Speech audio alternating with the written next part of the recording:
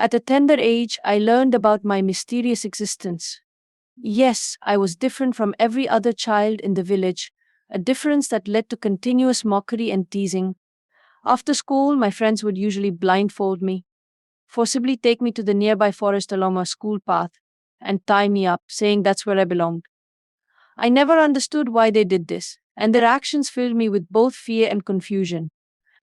I kept asking my mother what it all meant, but she would always brush it off, telling me not to pay attention to the cruel taunts of other children. One day, after I came home from another torturous round of this game, bruised and tearful, I confronted my mother again, pleading for an answer.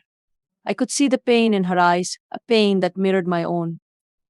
She hesitated for a long time, but finally, with a deep sigh, she sat me down and told me the truth that would change my life forever. I need to tell you something important. My dear, she began, her voice trembling. You are not my biological son. The words hit me like a lightning bolt. I felt the ground beneath me shift, as if everything I knew was crumbling away. My mother, no, the woman I had always called my mother, looked at me with such sorrow in her eyes. I had always felt her love, the love of a mother for her only child. But now, everything seemed to be a lie. You were adopted, she continued softly. Your real mother died when you were just a baby, and your father was a stranger to this village. He brought you here, seeking help, and we took you in. I wept uncontrollably. I couldn't understand how this could be true. I had never suspected that I was anything other than their son, their beloved only child. My mind raced with questions. Who was my real father? Why had he left me? Did he love me? And who were these people who had raised me, who had lied to me all these years? My mother, no. The woman I now realized was my adoptive mother, held me as I cried, her own tears mingling with mine. She assured me that she and my father loved me deeply, that they had raised me as their own because they couldn't bear to see a child abandoned and alone. But her words brought little comfort. I felt betrayed and lost, like I didn't belong anywhere. Over the following days, I withdrew into myself, avoiding the other children and even my parents. The taunts of my schoolmates now had a sharper edge, a cruel truth behind them that I couldn't ignore. I no longer felt safe or loved. I felt like an outsider, an impostor in the only home I had ever known. It was during this time of turmoil that my father, sensing my distress, decided to speak to me. He was a quiet man, not given to many words, but his actions had always spoken volumes. He called me into his workshop one evening, a small, cluttered space filled with tools and half-finished projects. I used to love spending time there with him, watching him work and learning from him. But now the place felt foreign, just like everything else in my life. Son, he began, his deep voice steady and calm. I know you're going through something difficult right now. I know you're confused and hurt. But there's something I want to tell you, something I think you need to hear. I looked at him, the man who had raised me, who had taught me everything I knew, and I felt a pang of guilt. He had always been kind and patient with me, a good father in every sense of the word. But now I didn't know what to think of him. Was he really my father? Or just another stranger who had lied to me when your mother and I took you in? He continued, we made a promise. We promised to love you and raise you as our own, no matter what. And we have kept that promise. But I need you to understand that being your father is not just about biology. It's about commitment, about love and responsibility. I listened, my heart heavy with confusion. His words were sincere, but I couldn't shake the feeling of betrayal. But why didn't you tell me? I asked, my voice cracking. Why did you lie to me all these years? He sighed, running a hand through his graying hair. We didn't want to hurt you, son. We wanted you to grow up feeling secure and loved, without the burden of knowing that you were different. We thought it was the right thing to do. But now I see that we should have told you the truth sooner. There was a long silence between us, broken only by the sound of the wind rustling through the trees outside. I didn't know what to say. I wanted to be angry with him, but I could see the pain in his eyes, the regret for having kept this secret from me. Finally, he spoke again. I want to prove to you that I am your father, not just in name, but in every way that matters. I want you to understand that integrity is not about never making mistakes. It's about being honest, even when it's hard, and doing what's right, even when it's painful. I didn't understand what he meant at the time, but I could sense that he was trying to reach out to me, to bridge the gap that had formed between us. I nodded, though I was still unsure of what he was trying to tell me. Come with me, he said, standing up and extending his hand. I hesitated for a moment, then took his hand, and he led me out of the workshop. We walked in silence through the village, past the familiar houses and shops, until we reached the edge of the forest. The same forest where the other children had taken me and tied me up, taunting me that this was where I belonged. I felt a shiver of fear, but my father's hand was warm and steady, and I held on tightly. He led me deep into the woods, to a place I had never been before.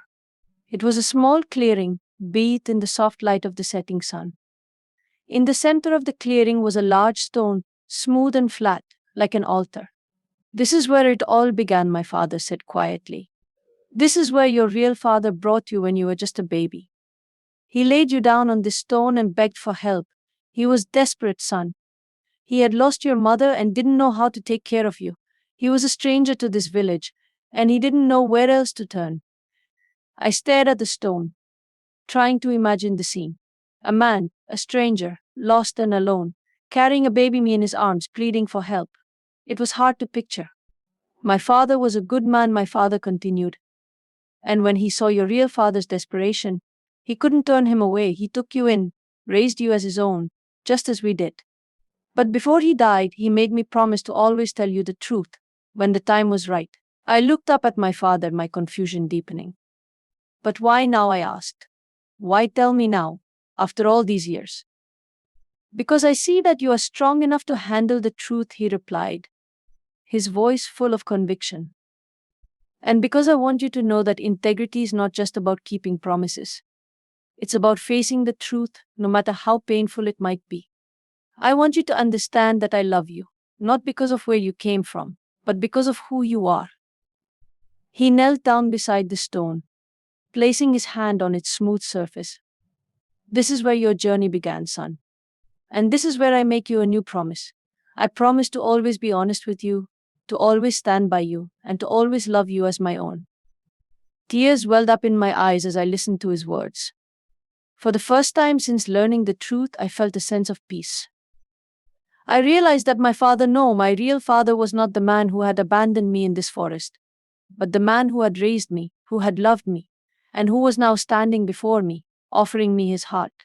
I knelt down beside him, placing my hand on the stone next to his.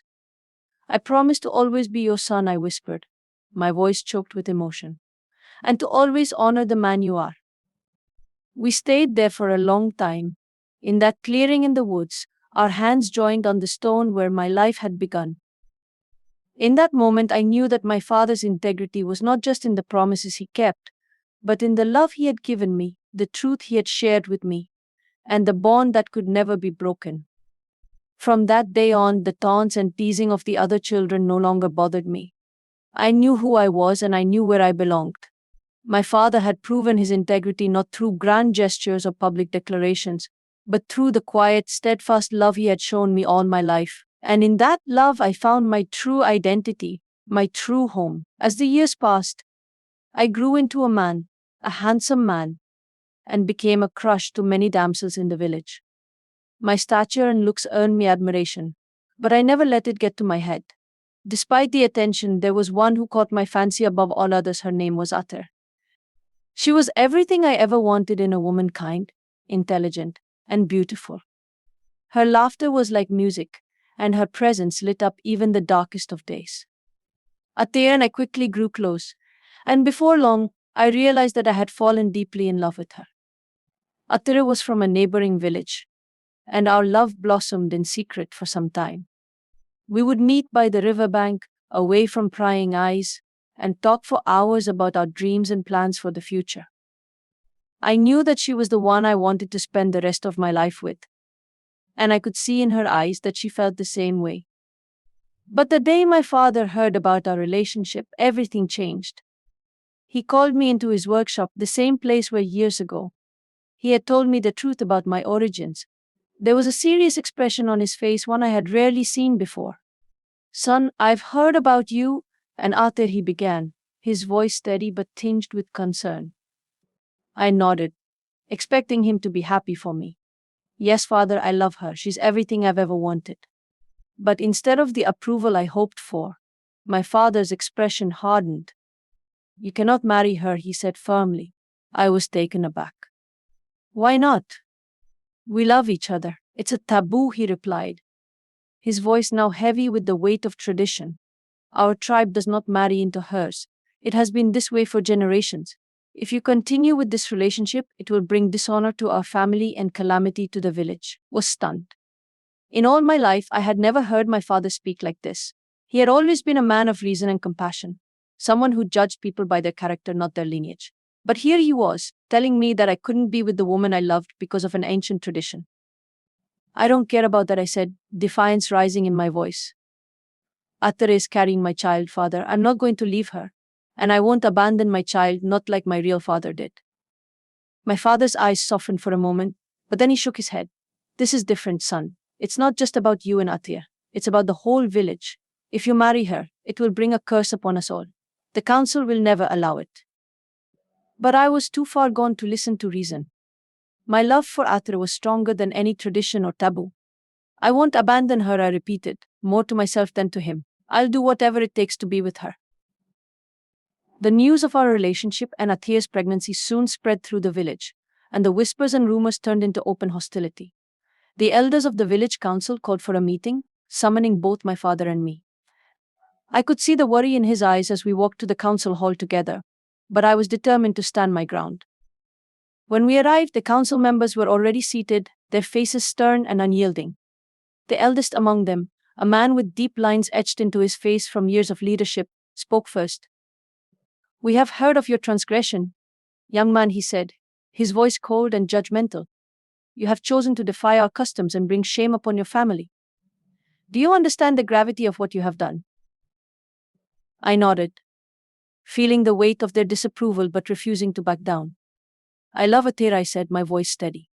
And I won't abandon her or my child. I'm willing to face whatever consequences come, but I will not leave them. The elder's eyes narrowed. Your defiance is troubling. You have put yourself above the community, above our traditions. There is only one solution to this. Your father must denounce you as his son, and you will be banished from the village. Or you must leave the girl and never bring the child back. The words struck me like a blow. I turned to my father, my heart pounding in my chest. Would he really denounce me, the son he had raised and loved all these years? Would he choose the village's traditions over his own flesh and blood? My father looked at me, his eyes filled with a sorrow I had never seen before. I could see the internal battle he was fighting, torn between his duty to the village and his love for me. The silence in the room was deafening as everyone waited for his decision. Finally he spoke, his voice barely above a whisper. I cannot denounce my son, he said, each word heavy with emotion. I have raised him as my own, and I love him. But neither can I allow him to bring calamity upon this village. I have tried to teach him the importance of integrity, of doing what is right, even when it is hard. But I cannot force him to make the right choice. That is something he must do on his own. The council members murmured among themselves, their disapproval clear. The elder spoke again, this time addressing me directly. If you choose to stay with this girl, you will be banished from the village. You will be cut off from your family, from everything you have ever known. Is that what you want? I looked at my father, my heart breaking for the pain I was causing him. But I couldn't abandon Atir or my unborn child. I couldn't repeat the mistakes of my biological father. I took a deep breath and nodded. Yes, I said, my voice strong despite the fear I felt. I choose Atir and our child. The elder shook his head in disappointment. So be it. You will leave this village at once and never return. You are no longer welcome here. My father closed his eyes, as if trying to block out the reality of what was happening. When he opened them again, he looked at me with a mixture of pride and sorrow. I taught you to follow your heart and do what you believe is right, he said quietly. But I never imagined it would lead to this. He reached out and placed a hand on my shoulder. Go now, son. Take care of your family. And know that no matter what happens, you will always be my son. Tears welled up in my eyes as I embraced him, feeling the strength of his love in that moment. I'm sorry, Father, I whispered. I never wanted to hurt you. I know, he replied, his voice thick with emotion. But sometimes doing what's right means making sacrifices. I only hope you find the happiness you're looking for. And with that, I turned and left the council hall, knowing that I was leaving behind everything I had ever known. But I also knew that I was doing it for the woman I loved and the child we were about to bring into the world. Atire and I left the village that day, with nothing but the clothes on our backs and the hope that we could build a new life together. It wasn't easy. We faced many challenges, and there were times when I questioned whether I had made the right decision. But through it all, my father's words stayed with me, reminding me of the importance of integrity, of standing by the choices I had made. Years later, after we had built a life together in a distant village, I received word that my father had passed away. The news brought a flood of emotions: grief for the man who had raised me, and regret for the pain I had caused him. But there was also a sense of peace, knowing that he had understood my decision, even if he didn't agree with it. I returned to my village for the first time since my banishment to pay my respects to my father. As I stood by his grave, I felt a deep sense of gratitude for the lessons he had taught me, for the love he had shown me, and for the integrity he had lived by.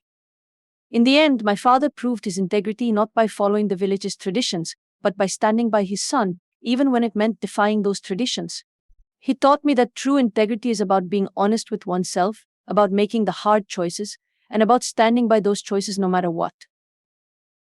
And as I stood there, I realized that I had followed in his footsteps more than I had ever imagined. I had made my own hard choices, and I had stood by them, just as he had taught me.